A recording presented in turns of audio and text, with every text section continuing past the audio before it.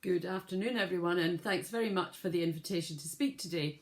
I'd first like to convey to you the Scottish Government's support for NHS Tayside at this particular time with the global health, economic and climate crises all coming at the same time. Your work as public health leaders has always been invaluable to Scotland as a nation, but in this past year has been one like no other.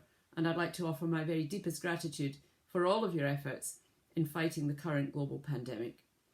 But despite the pandemic, of course, the climate emergency has not gone away, and we do remain absolutely committed to a just transition to net zero emissions by 2045. As Scotland emerges from COVID-19, we do have a chance to build a greener, healthier and more equal society and economy in its wake. As we all know well, the climate crisis and health are inextricably linked. The global climate emergency is increasing the prevalence of a broad range of health conditions that you will know only too well, for example, air quality related illnesses and mental health issues. And many of the solutions to the climate crisis do themselves have co-benefits, solutions that not only benefit the environment, but also benefit human health and usually, I've found, benefit human happiness too. Now more than ever, the Scottish Government and NHS Scotland must continue to work together to accelerate our joint ambitions. The Scottish Government strongly supports the bold action already taken by NHS Scotland in tackling the climate emergency and committing to being a net zero emissions organisation no later than 2045. Although it may not have been the primary reason for it, the rollout of the Near Me initiative, for example, helps to reduce emissions associated with travel to medical appointments and thereby helps our cities and towns become less polluted and healthier. NHS Scotland is of course now in a prime position to become a climate action trailblazer for the Scottish public sector and beyond, setting the pace by driving down direct emissions as rapidly as possible.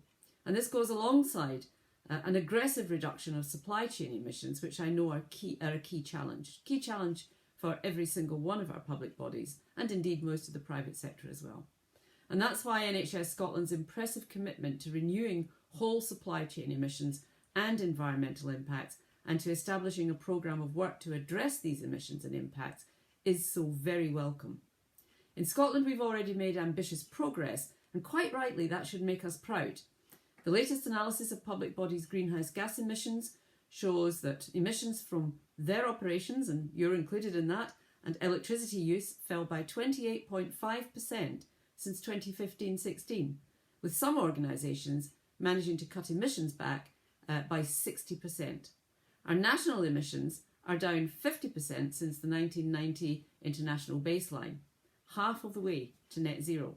But there's still a lot of work to do and we're up for a challenge, and it's fair to say that getting the second half of emissions down will probably be a great deal more difficult than the first half. In the most recent programme for government, we did set out the next steps that the government would take in delivering a new Green Deal, or a Green New Deal, we should call it, for Scotland, placing our net zero ambitions at the heart of our ongoing action on jobs, skills, procurement, finance and investment. Addressing the climate emergency isn't just about government policies or government spend. The Committee on Climate Change calculate that over 60% of the changes required to reach net zero will be, at least in part, behavioural or societal. So therefore the transformation required to reach net zero is fundamentally a social one, requiring deep and radical change across all of society. And it's important to see behaviour change as part of a wider national effort, including coordinated action from both national and local government, as well as from businesses. And you multiply that across the board to get the global impact. At the individual level, we've recently seen significant increases in the level of concern about climate change, and I do welcome that.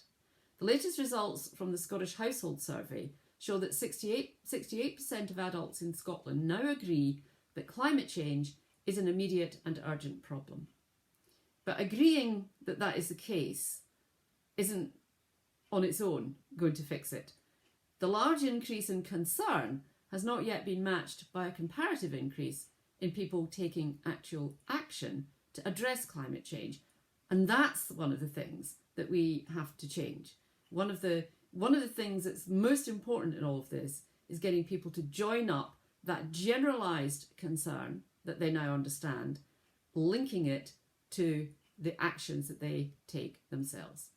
Any behavioural interventions, however, do need to address the very many individual, societal and material influences that shape our actions and the barriers, of course, that there might be to changing behaviour. We also know that behaviours aren't isolated. They link together to form a whole set of daily routines and practices that we then proceed to live our lives by in, I guess in most cases, almost in a sort of automatic way. So we do need to begin to address some of that automatic routine, automatic daily practices, just that unthinking. And, you know, I have to include myself in this because we all have these unthinking routines and actions, and addressing all of them and beginning to understand the way they link to that larger concern that we are seeing people express.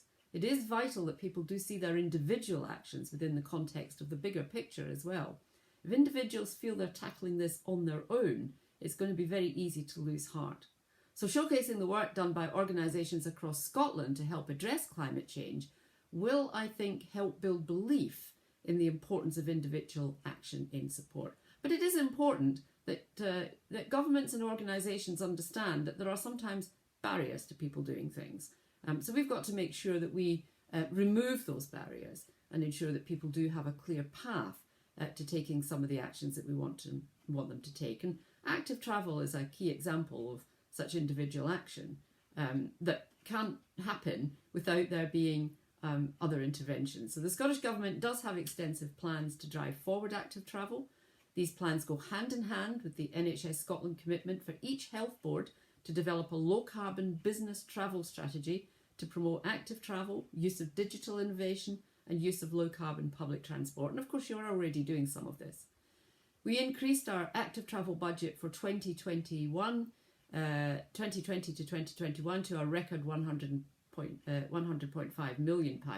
The 5-year commitment of over £500 million enables our partners to have the confidence to invest in large-scale programmes, many of which span several years and which will promote health benefits through supporting more people to walk, wheel and cycle more often. I mean, put short, it just means that kind of multi-year commitment means that we don't have to just tinker about the edges anymore. I know that the impact of the coronavirus pandemic on people's lives and livelihoods has been enormously difficult. One unexpected consequence of the pandemic, however, has been an insight into how we can all lead lower carbon, healthier and more active lives.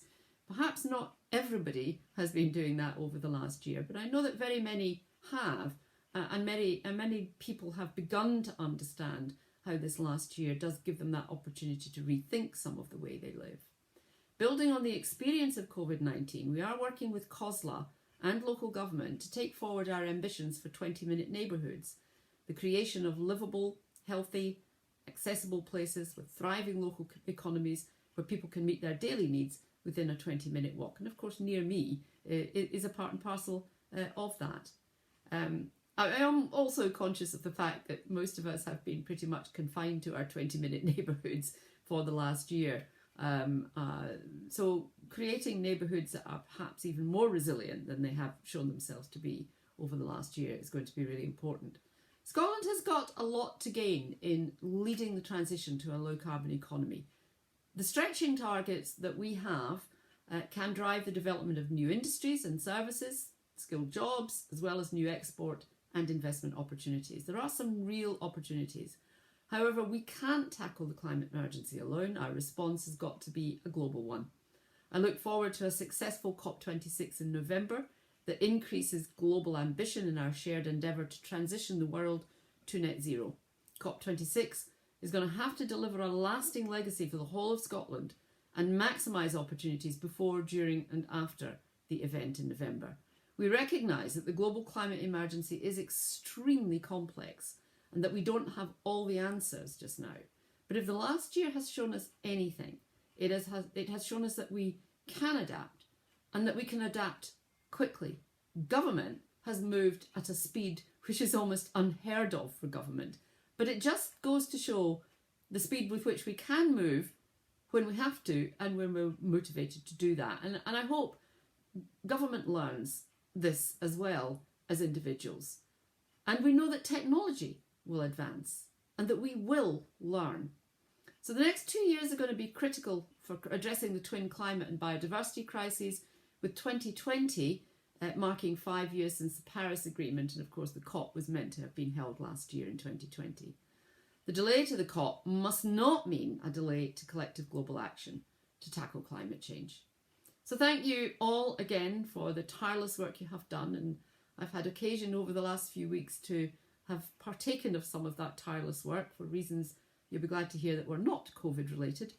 And I know that you will continue to do that work in being both healthcare and climate action champions. And the work you're doing in Tayside and wider in NHS Scotland is invaluable. I do look forward to seeing your work drive forward our national journey to net zero, while simultaneously creating a greener, healthier society for everyone. Thank you.